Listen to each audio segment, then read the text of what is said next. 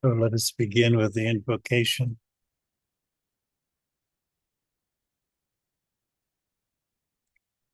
Toward the One,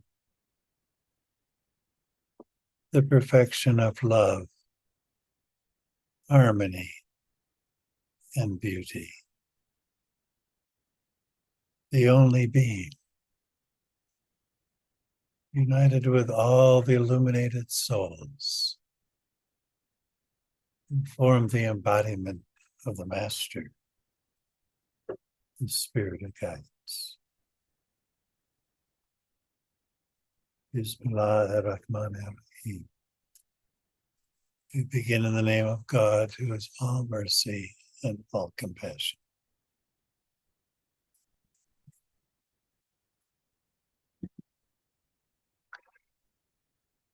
Tonight, I would like to begin with a couple of the practices we ended with the last time.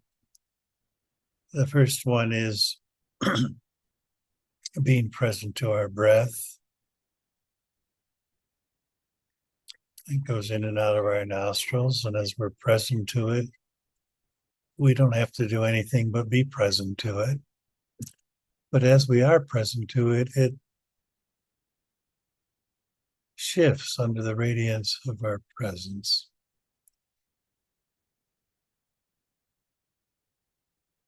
So first you feel the breath. That's called a felt sense. You sense it coming in your body and going out of your body.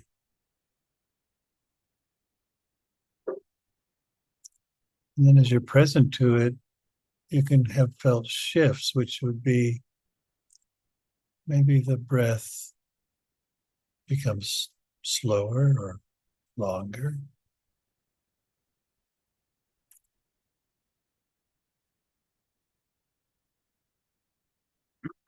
Maybe it becomes more refined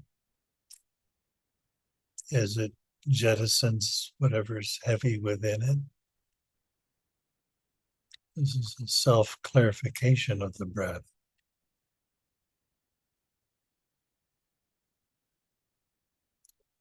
And as it does jettison the heavy aspects of the day, it becomes lighter.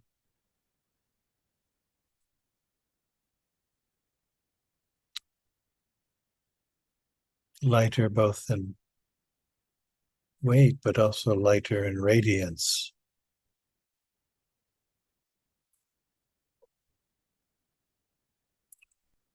And we become aware of vibrations within the breath. Magnetism, spirit.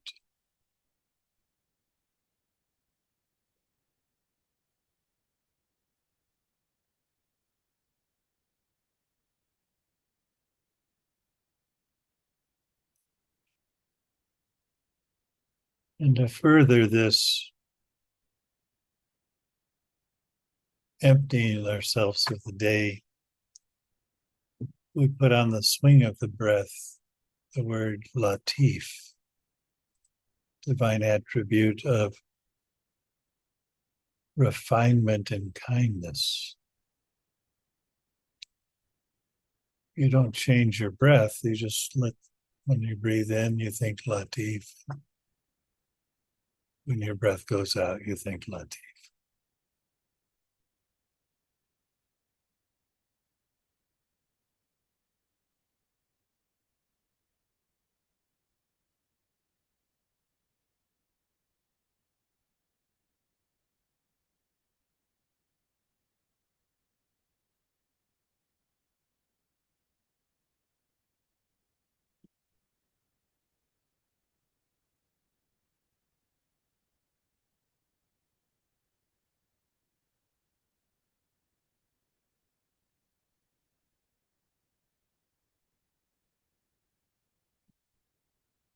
Now I'd like to read something from Hazrat Inayat Khan on space and intelligence.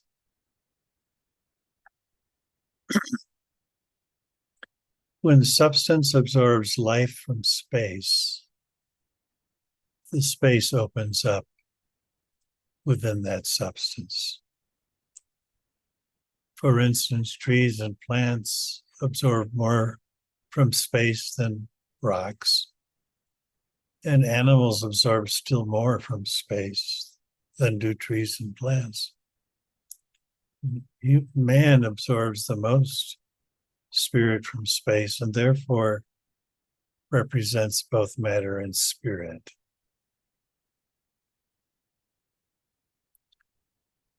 What is absorbed from space has the effect upon which it absorbs it, upon that which absorbs it, of opening it up, forming a vacuum.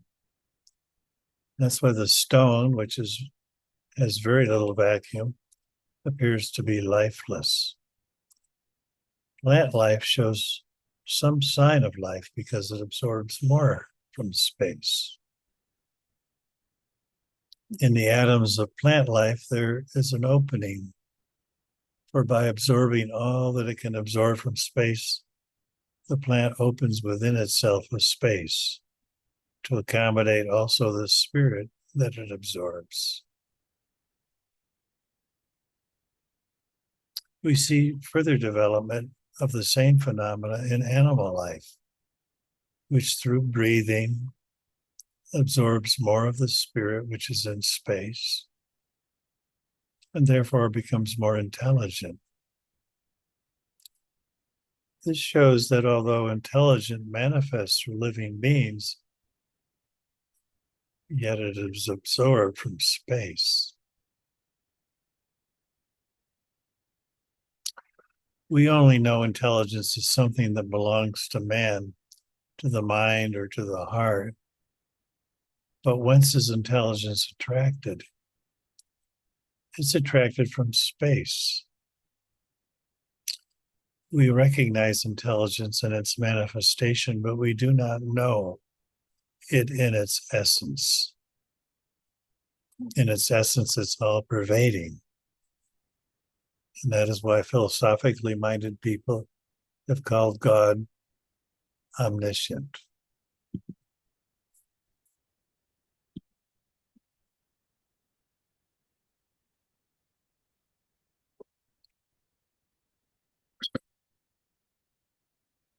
So this intelligence, we think of intellect as something of the mind, something of reasoning, rationality, thinking. But what he means by intelligence is something deeper. It's luminous, subtle, vibrant. And it comes to us when we allow ourselves to experience space in our spiritual practice, experience space in our everyday life. We can experience outer space and we can experience inner space.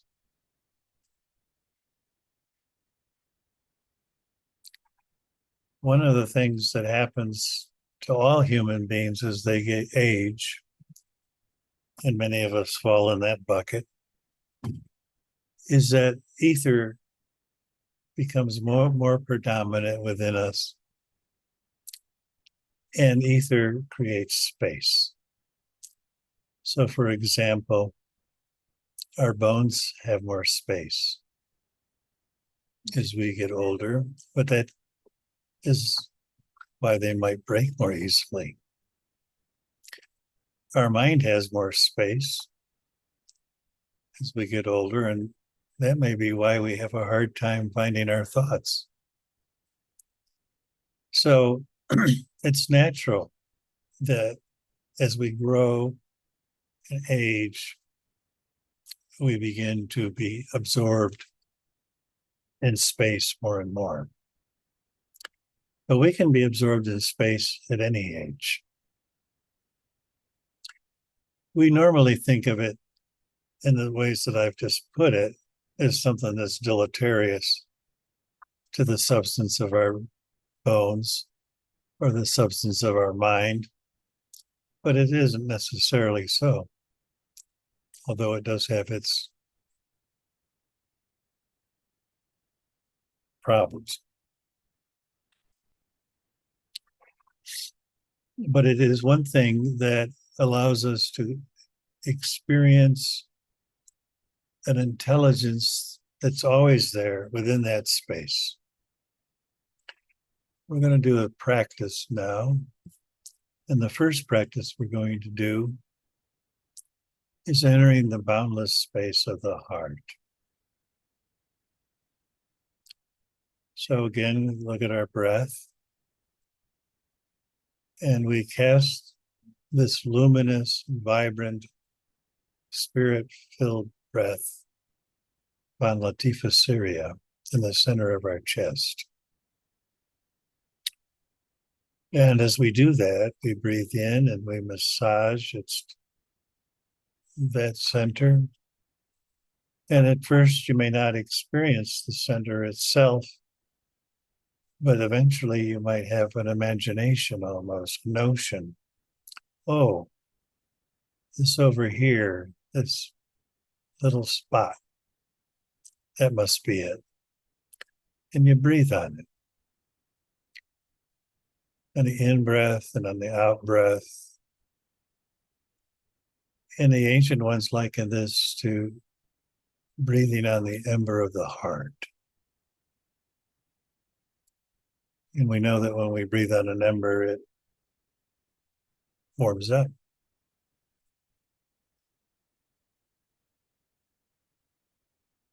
And the warmth, in this case, is radiant discharge. The particles on the surface of the heart are released. As we breathe out, we can breathe them out. It'd be like the Buddhists call it the sword of liberation. Cut it loose from the heart. And as we breathe in, we penetrate, go deeper, and we experience more than just warmth. We can also experience softening. And softening is a subjective experience of the development of space. What was discharged leaves a space behind, and the more that's discharged, the more space. And allow our breath to penetrate this subtle, warm part.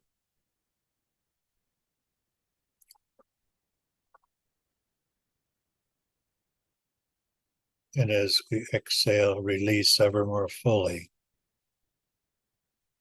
whatever needs to be released. And this space develops, it unfurls. At first, it seems it's in the chest cavity, but it moves beyond the skin. It traverses the physical body, but it's not of it.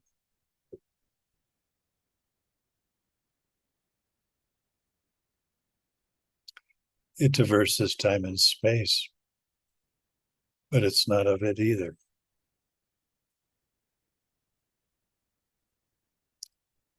It's a vast, boundless space of the heart.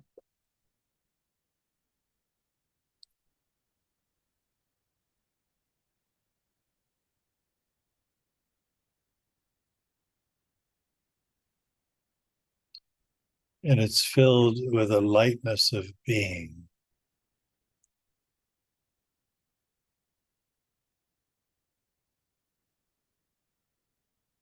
Soft, light being.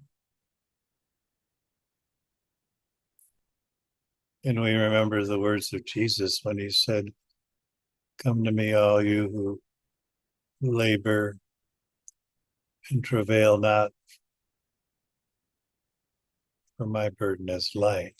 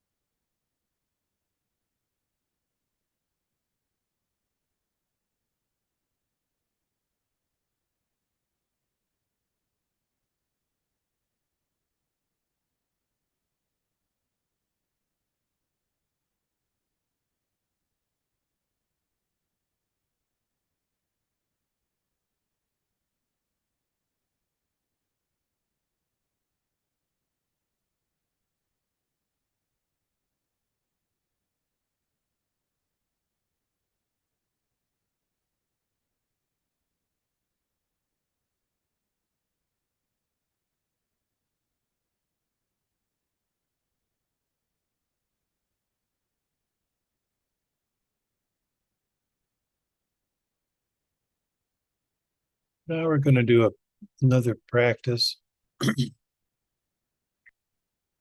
but I want to share a way of doing it. The old Sufis had a word, duk, which means to taste God. So we'll recite this phrase, this divine phrase, and then we will be present to what is present in our heart.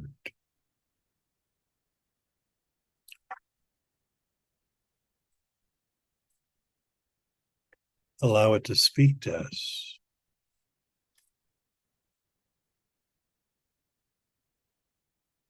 It isn't going to speak to us necessarily in words, but you'll have some deep feeling. The phrase we're going to use is Yabasit, Yawasir. Basit is Basit. Basir is Wasi. Hu is Hu. Basit, he expands and widens our hearts and our souls and gives us sustenance in his generosity and mercy. Wasir is limitless capacity. Who is the absolute?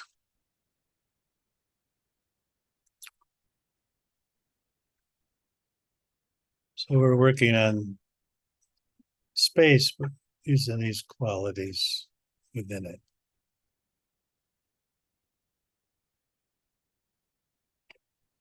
Shakti put it in the chat if anyone needs.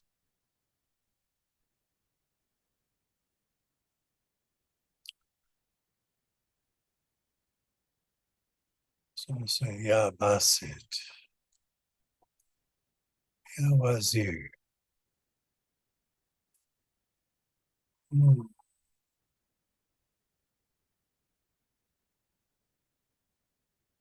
Be present to your heart. Be present to what's present in your heart.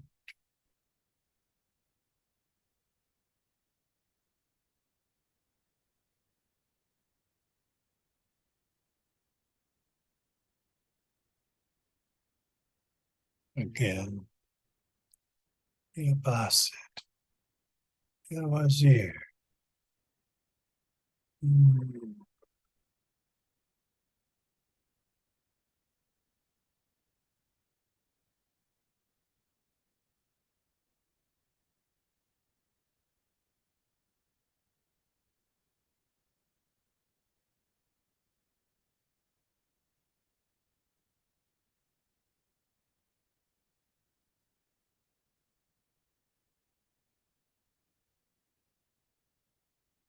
Basit. Basir.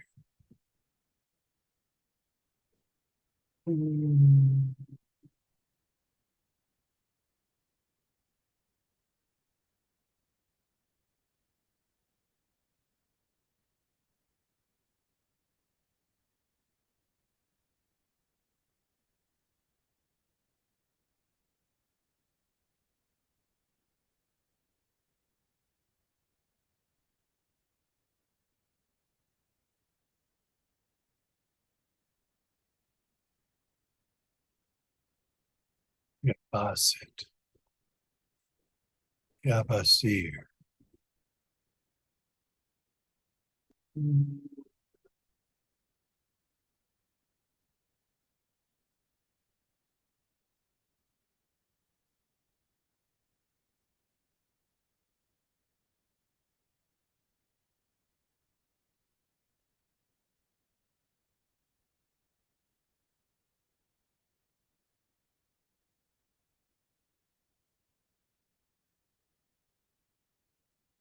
Again. Basit. Basir. Basir.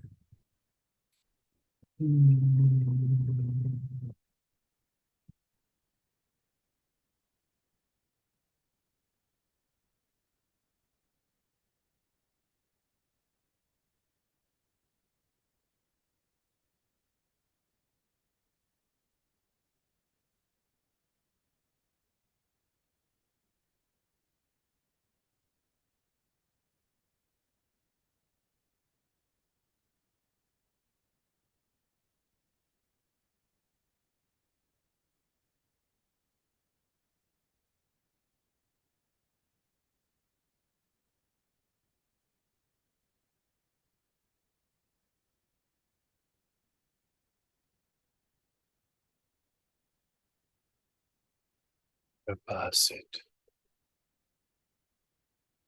Basir. Basit.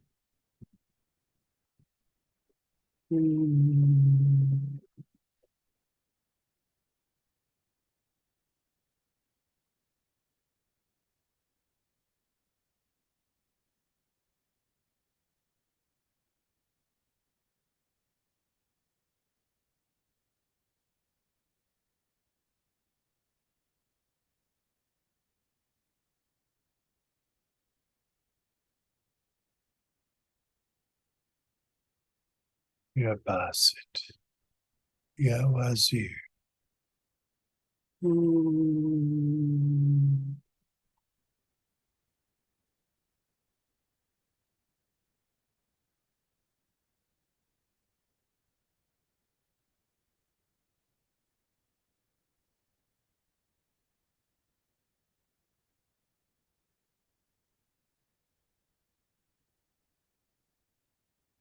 One more time.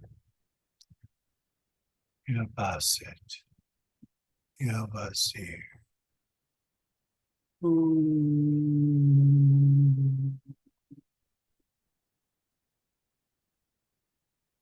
Now, the word that the Sufis would use is sharp.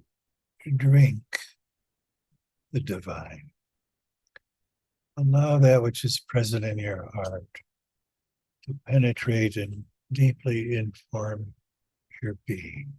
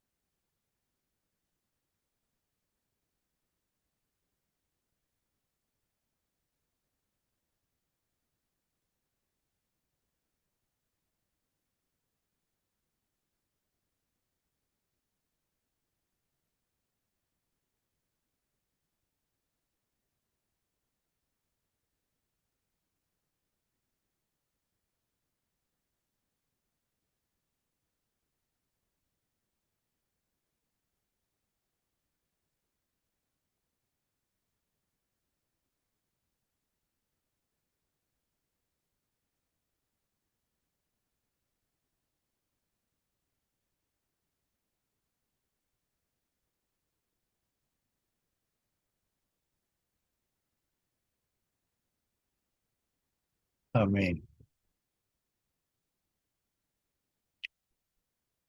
I'm going to do one more practice. Ya Nur al Akal. Nur, and you are Akal, apostrophe AQL. It means intelligence.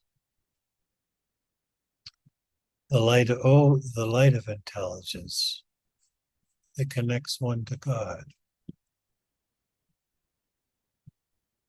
So we have this possibility in the space as we allow ourselves to open to it, to get this light of intelligence.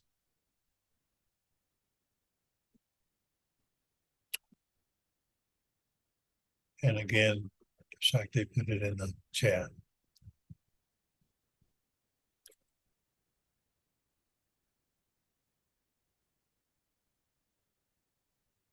And again, we will recite it, then pause and taste. Tasting is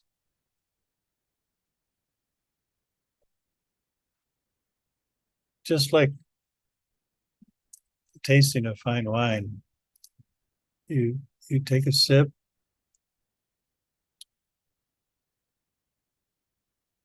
someone like a wine master might say, well, can you taste the current in it? And you might say, well, maybe. So first it's almost in the realm of the imaginal. But then you search around, you go, oh yeah, I can do that. I can taste that. And that's just the beginning. So each sip has a different taste. And your tastes grow. And it's the same with the spirit, with the divine qualities. You take a taste, you're present to what's there in the mirror, what Rumi called the mirror of the heart. I'm calling the boundless space of the heart that reflects the divine. And you utter a divine name. And rather than just going on and uttering it again, you pause and see if it in some way responded to you, in some way answered your call. It's like our practice is a supplication. And each time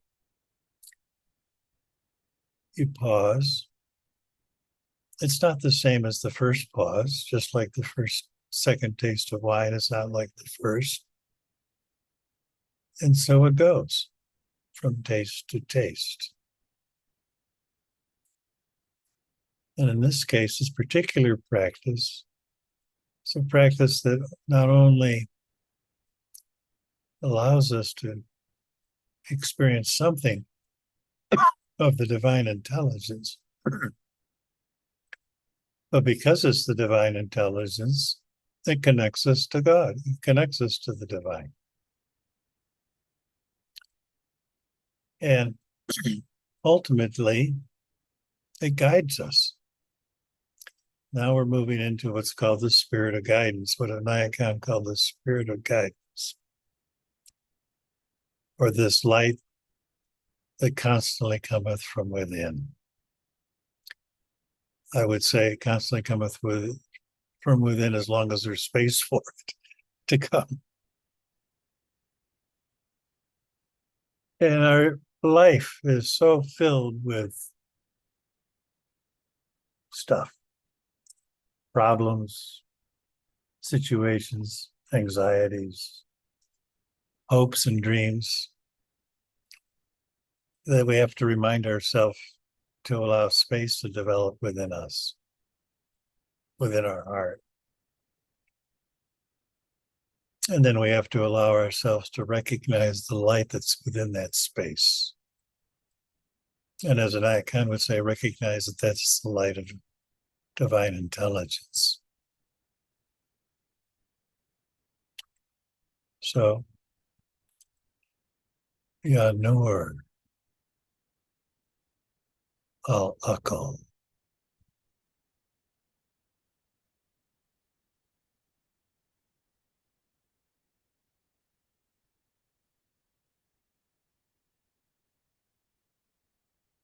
Again, Ya Nur al Akal.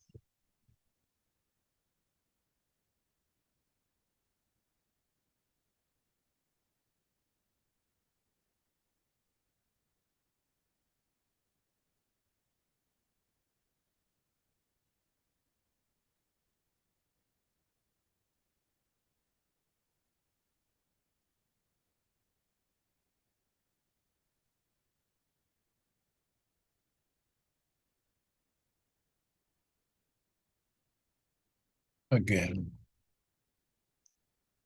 Ya Nur al Akal.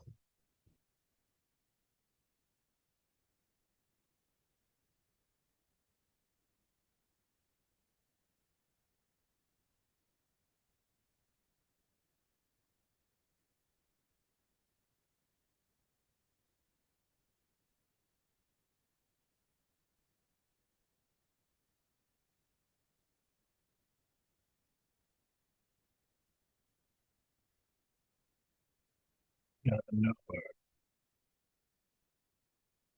al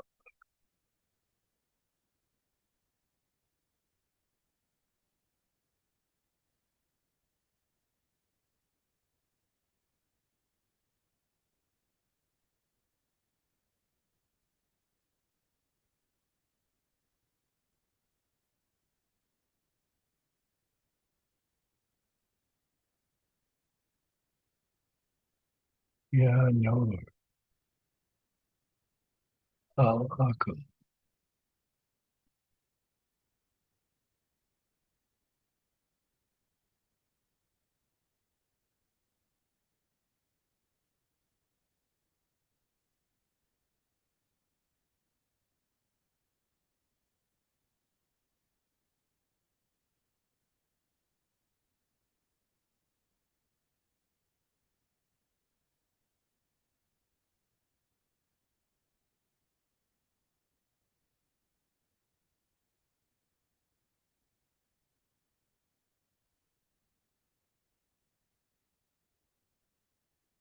Yeah, Ya Nur al Akal.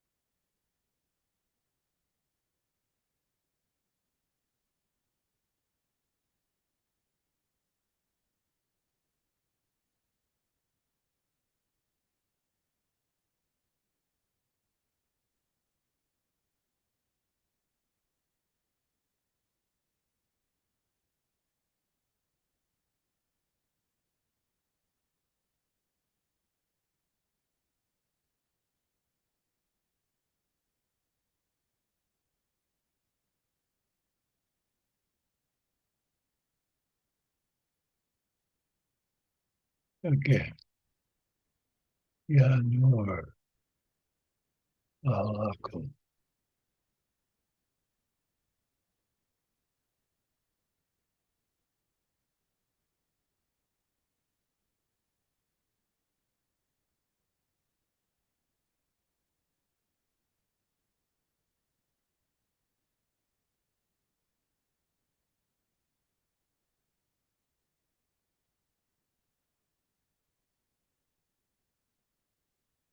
One last time. Ya Nur al Akal.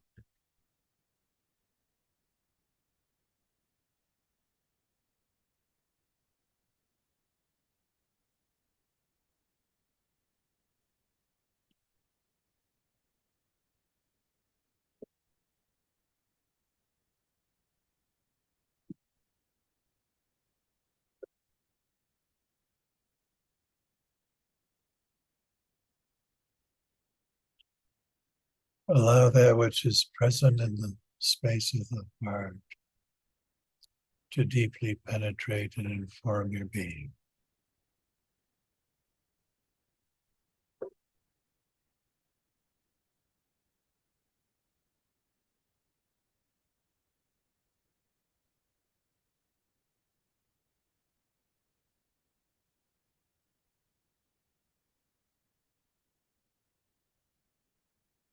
You see, when we say inform your being, that is a mode of intelligence.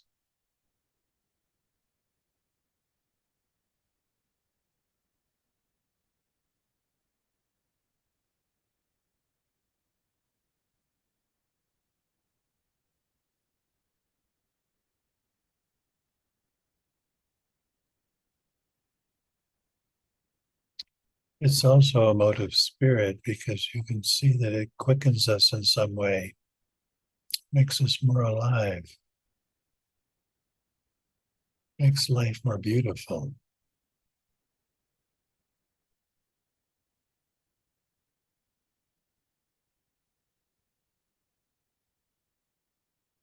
Amen.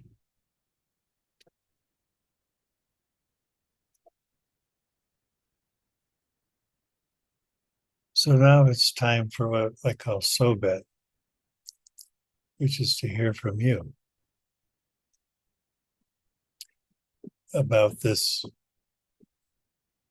space, this light, this intelligence, this spirit.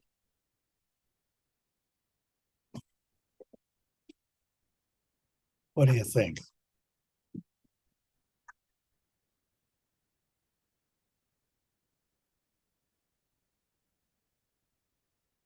With so much intelligence, there must be one thought.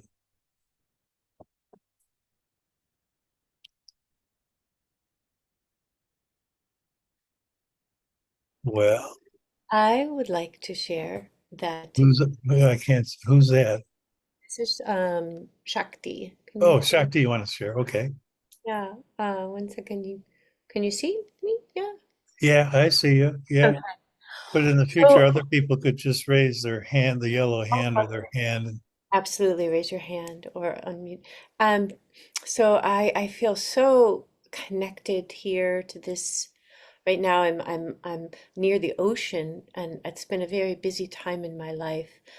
And today I had an amazing opportunity to just float in the most beautiful waters that you can imagine, a salty, floating ocean water. And in that, this exact feeling of this, the absolute, this expansiveness through my pores and through each breath and cell of my body. So it's just, it feels so immensely. I feel such a gratitude to be with you in here in this moment that here it is. This is exactly what that sensation was for me today. And I heard in my heart, uh, this is me, the universe. Because my life is so incredibly busy and full and running and trying to do and create and hold.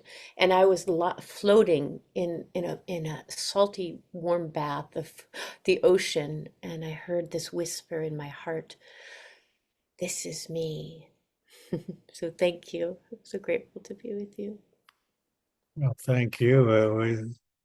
Many of us don't have the privilege right now of being in a salty ocean, but we can be in an ocean of light.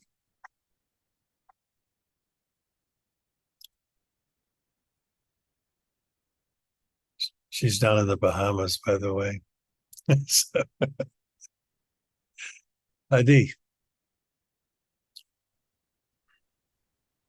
Yeah, I think the practices and the dialogue regarding Hazrat Anaya Khan were wonderful. And being that I am going to be um, with you this weekend for our weekend retreat, this was a wonderful, wonderful beginning to that retreat for me. Although I know it begins tomorrow, this feels like the beginning of it. And as far as what was disclosed to me and the meditative practice was information about the structure of my own inner self. So that was a wonderful occurrence also. So thank you very much.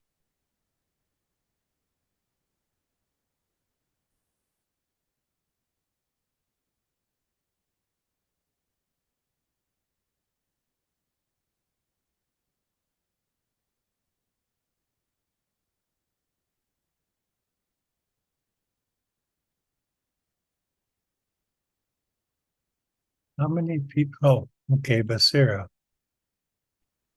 So I'm trying to understand what Hazrat Khan is saying in this paper, and I'm wondering if he's saying that intelligence is God, because it's Indeed, he is. Everything is God at a certain point, and certainly divine intelligence is God. And also, it's the spirit of guidance. It's the light that constantly cometh from within.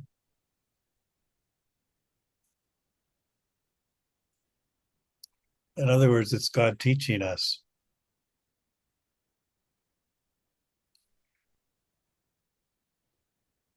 that's pretty cool. Yeah, I suppose it is. I don't know how I got on the spotlight. I want to get off it. So, oh dear. Somebody else has their hand. I can't even see people now. Gallery. It's Tirana. Hi, Toronto. Hey. So, I had the experience of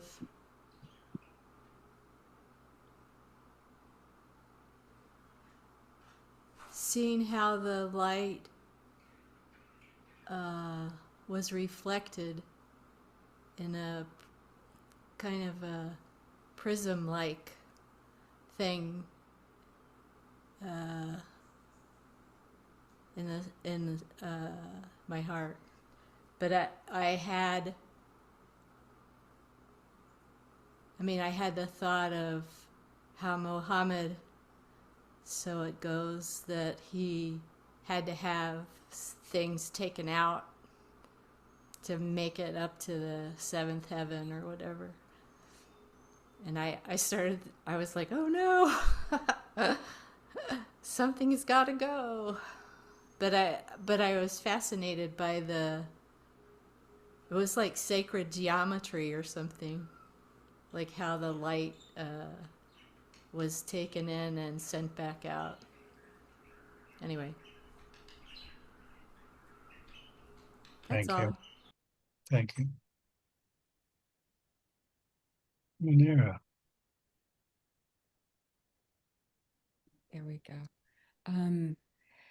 So what I wanted to say is when you have your busy day and you're moving around, and the minute I got on the Zoom, it was like there was a container already opened saying, come open your heart. It was like there was a container already present inviting me in. And then as you did the practices, it was like that pause, the practice, and then the pause, and the heart would start to expand, and the heart would start to expand. And then there was more presence within me of me and God. And so there was this beautiful welcoming that started when I just came in the door. And that to me was a really beautiful gift. My whole body calmed down, my whole being calmed down. And I just felt this presence, and the practices were beautiful. So I want to thank you for creating that and allowing that expansion. I think you taught me more about the pause this time, the drinking in this practice, of more of the drinking and how important that savoring the moment of that drinking is in order to create that expansion. So thank you very much. Yeah, I think that the ancient Sufis, of course, were very much into this tasting and drinking. Ibn Arabi said, knowledge is tasting to the people who know. Mm. Zucchina. I was listening to Basit Wasir, and the sense of as ever widening that sense of Basit, that there is a containment in Wasir. I'm sitting here in a campground in Oregon, so there is no much containment except the headphones. So to feel that there is a sufficiency of containment as that it was built in with Vasir, and also to feel like there is never insufficient in that containment, that there's a sense in which I live in a culture that's built on there never being enough. And to really listen to a place that has infinite capacity is profoundly shifting. Yes, and also Vasir, besides containment, means capacity to hold.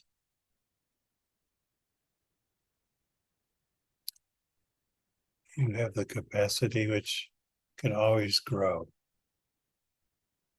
the greater capacity to hold.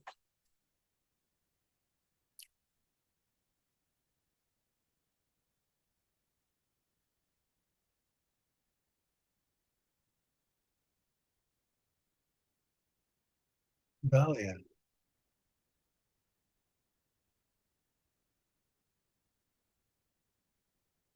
You need to unmute yourself. There we go. So first, just a question, because it seems sometimes you were saying wasi, and sometimes wasir, and sometimes basir. So I just wanted a little clarification on. Vasir was a mistake. I did say it once. Okay. Wasir is what I said. It's got a bit of an art sound to it, even though it ends with an I. Okay. Great. Thank you for that clarification. And then I just so appreciate the spaciousness here, and both your invitation into that spaciousness, but then also staying on gallery view and watching people. I can see it, and I can feel it in everyone, and that allows an even greater experience of the spaciousness in myself. So I really appreciate that.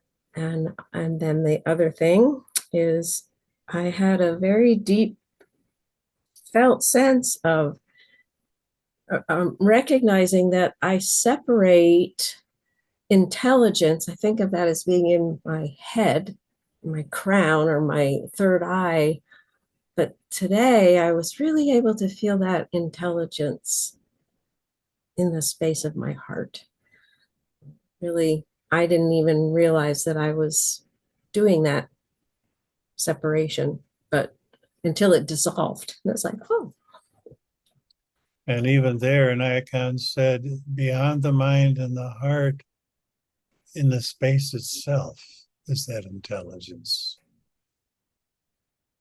Yeah, I think that's what I actually felt, was the space that was beyond either the mind or the heart, and Right. could contain them both. So I thank you for that, and I thank everyone.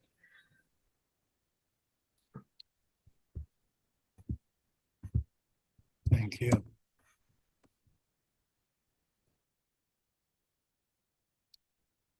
And when we allow ourselves to taste or drink,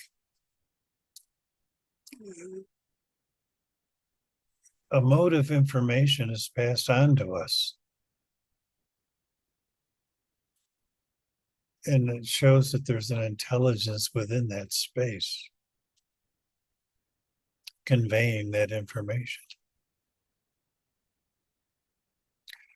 Which is why I said being present to what is present.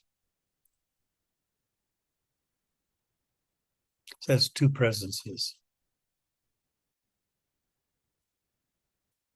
meeting in the heart.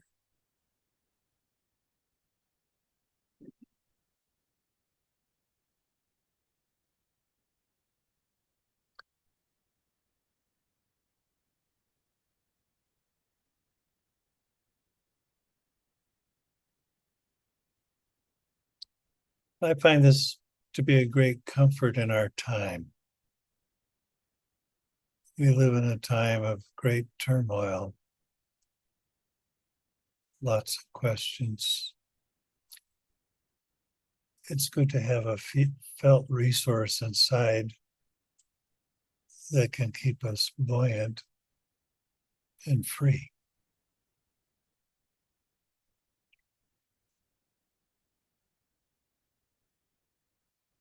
And it isn't really an escapism, it's enabling us to truly act instead of react.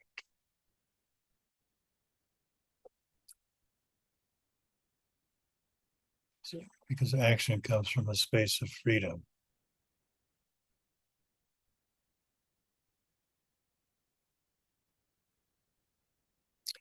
Rima, you need to unmute yourself, Rima. Hi. Hi. I was particularly interested in what you presented at first about space and intelligence. And Shakti talked about her experience floating in the ocean. And I had an experience today on top of a cliff doing Tai Chi at practice. And it seems like the different energies from the different spaces inhabit us, or this space that you were talking about inside our bodies, in a conversational kind of way, a very kind of living exchange. And sometimes it particularly resides in certain areas, and then it kind of moves around and enlivens me, us. And it was really interesting to hear you talk about that in terms of different beings and different forms of life. And because of the space that they can accommodate. And I don't know, I always thought of rocks personally as very alive and having certainly a different kind of persona, if you could call it that, but sort of a lot to be part of, as well as the moving kinds of beings. Indeed, when we look at semi-precious minerals, each one of them speaks to us in a certain way. And I'm interested in what you were talking about, an inner conversation, because one of the words in the lesson today from Inayat was vacuum. And in other places, he talks about the Lataif or the chakras as being vacuums. So each chakra is a vacuum that opens up to a Lataif, a subtle body, and certain qualities. And we have all of those within us. And as they awaken, they speak in different ways and become a conversation. Mm.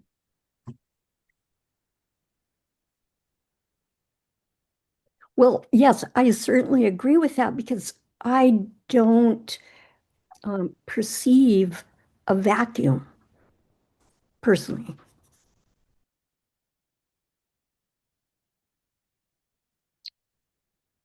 Well, it would depend. I think that what he meant by a vacuum was an accommodation that was empty and yet full. Sahira. Yes, I've been working a lot with Ya Nafas Rahman through class, the breath of compassion, because I really feel it's so necessary right now. And also, I've been doing a lot of work with Shafi coffee and like building a container and expanding it out. And with the Basit Wasir Hu, that expanded till it covered the entire globe.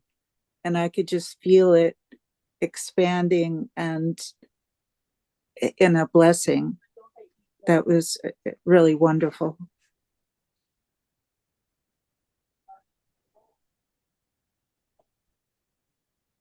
Thank you.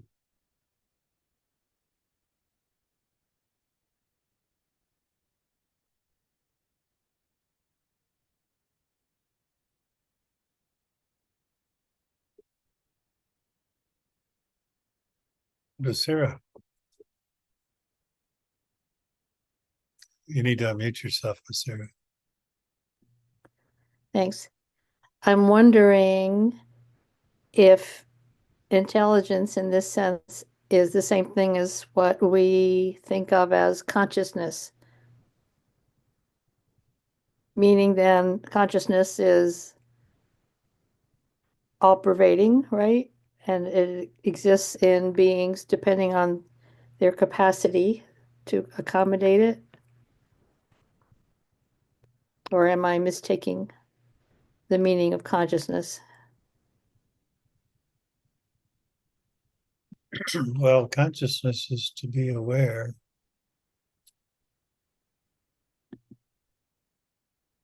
Intelligence is a mode of communication. In this case, it's the communication from the divine, the light of intelligence is what gets communicated. For example, like I said earlier, when we're conscious, we bring our presence to what is present in our heart. So first we say a divine name, and in a way, I'm not sure why people say divine names. Everybody has their own reasons. But in a way, it's a supplication, it's a calling. And the being present is to see what emerges in the mirror of the heart after you've called. And there is something there. And then we do it again. Well, we think maybe there's something there. And then we do it again. You go, oh, yeah, there is something there. And then we do it again. Well, there's something there, but it's a little different than the last time. And so on until we get to the point where we're drinking. So we're not tasting anymore. And we're allowing whatever's there to speak to us very deeply, to penetrate and deeply inform our being. And inform, in a way, it means our inner being is a bunch of forms. Every state is a form. Every quality is a form. There's a form around love, which is different than the form around compassion. So, as we're present, that's consciousness. We're bringing our consciousness to bear upon this space of the heart. But then as we taste, we're receiving information. And this information is a mode of intelligence speaking to us if we listen. Does that make sense? Yes, that's lovely. Thank you. I'm glad I asked. Yeah, I'm glad you asked too.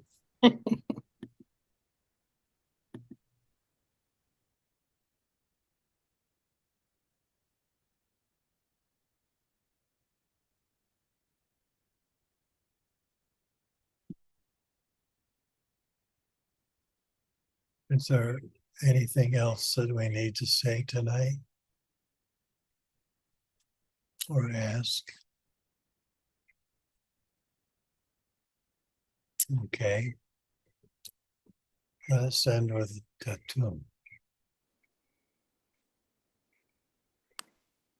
We'll bow. There's a hand up.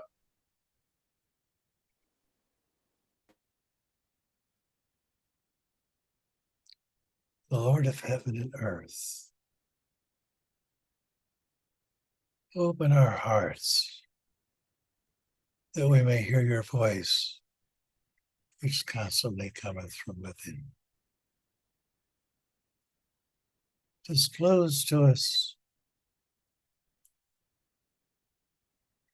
the light of our soul, that we may know and understand life better. Most merciful and compassionate God,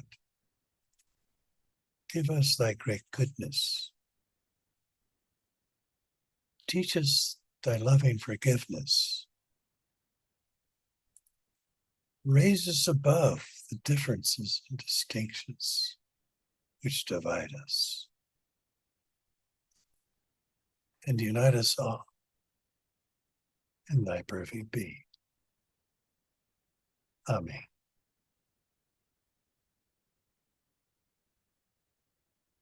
So we'll gather again the second Thursday of next month.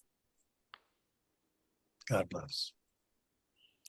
I put in the chat bar, just in case you didn't know, the papers from today with the readings. So it's, I think he sends it out as well. But they'll also be posted in the with a recording, right? Yep, the recording will be there, and all the recordings are in there as well, and all the papers from all the classes. So there they have it. Okay.